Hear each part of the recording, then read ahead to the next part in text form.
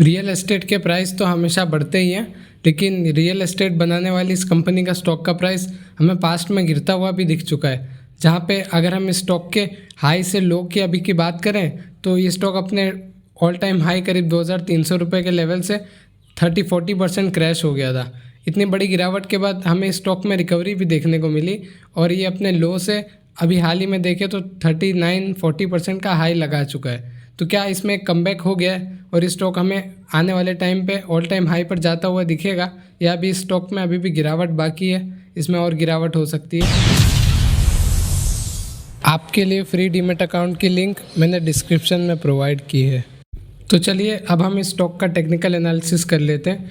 2020 के लो से इस स्टॉक में हमें एक ट्रेंड लाइन देखने को मिलेगी, जो कि ये वो ट्रेंड लाइन है। स्टॉक इस पे मल्टीपल टाइम सपोर्ट ले चुका है। इस लेवल पे स्टॉक ने यहाँ पे 4-5 कैंडल में सपोर्ट तो लिया ही था।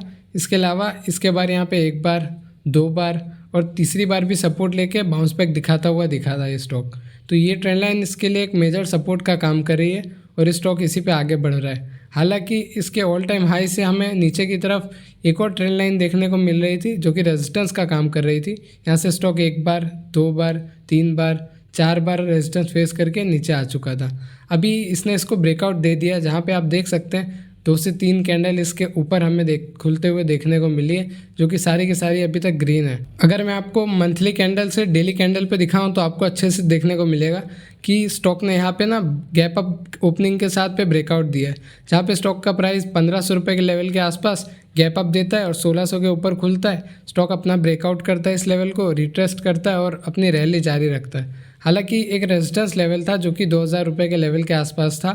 ये एक साइकोलॉजिकल लेवल भी है। स्टॉक यहाँ से रेजिस्टेंस फेस कर चुका था। सेम उसी लेवल से अभी स्टॉक में हमें रिजेक्शन भी देखने को मिला है। अभी स्टॉक इसी लेवल को टच करके हमारा वापस नीचे की तरफ आ चुका है। और अगर सपोर्ट की बात करूँ तो 1800 रुपये के लेवल पे हमें स्टॉक का एक सपोर्ट देखने को मिलेगा, जहाँ पे स्टॉक आपका यहाँ पे पहले रेजिस्टेंस फेस कर चुका था।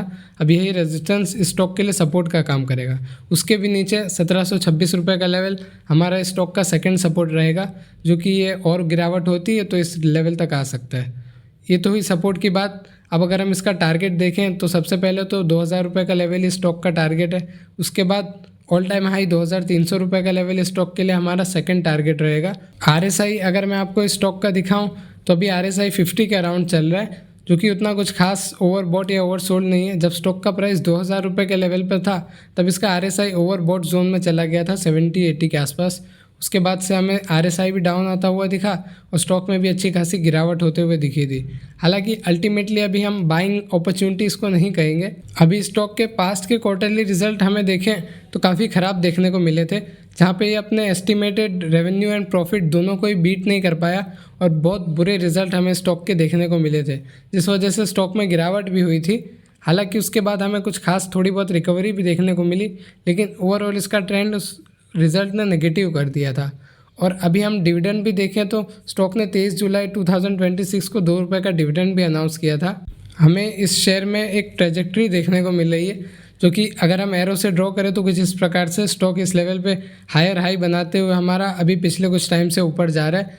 जहाँ पे अगेन हम इसका टारगेट देखें तो ये 2000 रुपये का लेवल इस लेवल पे सपोर्ट लेने के बाद अचीव करता हुआ हमें दिख सकता है। साथ ही में एक ये ट्रेंड लाइन रहेगी स्टॉक की, शॉर्ट टर्म ट्रेंड लाइन, जो कि ये इस ट्रेंड लाइन पे धीमे धीमे सपोर्ट लेके ऊपर की तरफ बढ़ता हुआ दिखेगा, क्योंकि इसी लाइन पे ये स्टॉक आपका बार बार सपोर्ट ले चुका है। ये 2 बार तो इसी लेवल पे सपोर्ट ले चुका है। अभी देखना ये है कि ये थर्ड टाइम आता है कि नहीं। ये कुछ ओबेरॉय रियल्टी के रियल एस्टेट प्रोजेक्ट हैं, जो कि आपको गुरुग्राम में, इसके अलावा ओबेरॉय गार्डन सिटी थाने में, 360 वेस्ट मुंबई में, फर्स्ट विले by Oberoi Realty, Eternia and Enigma by Oberoi Realty, Oberoi Garden City, Sky City by Oberoi Realty, Illusion by Oberoi Realty देखने को मिलते हैं।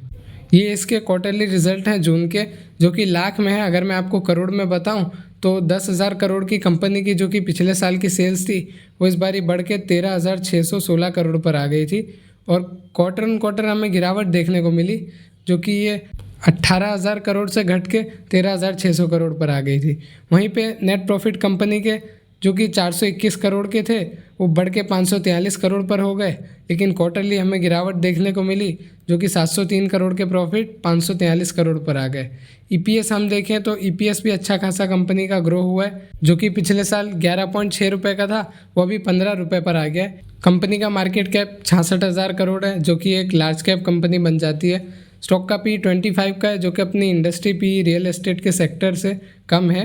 आरओसी आरओई स्टॉक की कम देखने को मिलती है हमें 20-15% के आसपास।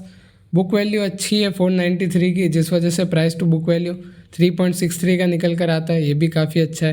प्रमोटर के पास 67% की होल्डिंग है, जो कि बहुत ही अच्छी है, जहाँ पे 0% स्टेक प्रमोटर का प्लेज है और ना ही इन्होंने अपनी कोई होल्डिंग घटाई है।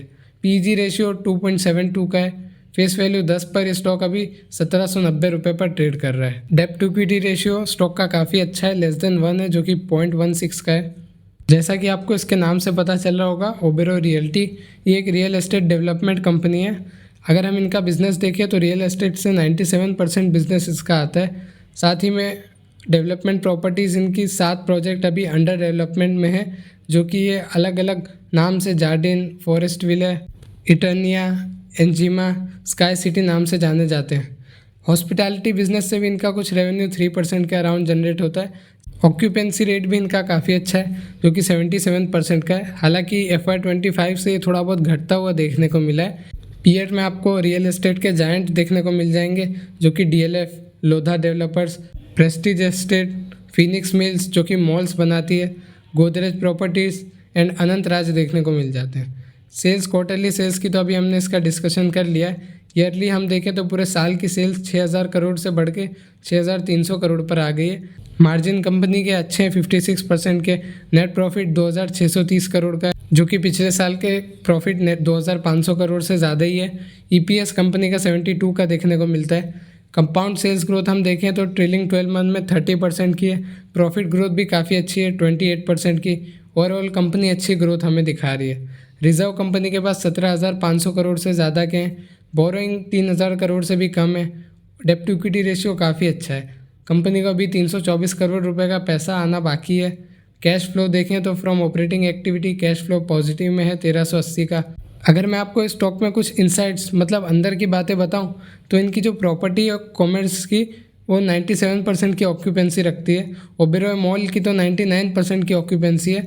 साथ ही में कुछ एवरेज रूम रेट हैं, जो कि 16,000 रुपये के अभी अराउंड है इनके मुंबई में, वेस्टर्न मुंबई। इसके अलावा हमें इनकी और भी मुंबई की प्रॉपर्टीज़ की occupancy and average room price देखने को मिलते हैं। इसके अलावा pre sales collection and pre sales gross booking value वगैरह देखने को मिल जाती है, जो कि डेवलपमेंट से पहले का रहता है। मैक्सिमम स्टेक कंपनी का प्रमोटर के पास है 67% के अराउंड। एफआईएस ने इसमें अच्छी खासी सेलिंग करी है। 20% से इन्होंने अपना स्टेक घटा के 15% पर लिया है। डीआईज ने स्टेक बाय करा है, जो कि 10% से बढ़ के ऑलमोस्ट 15% के आसपास आ गए हैं। पब्लिक का स्टेक भी हमें थोड़ा बहुत बढ़ता हुआ दिखा है, जो कि 2% से 2.36% पर आ गया है। नंबर ऑफ़ शेयर होल्डर्स इस स्टॉक में कम है। 1 लाख से नीचे के हमें स्टॉक में नंबर ऑफ़ शेयर होल्डर्स देखने को मिल जाते हैं।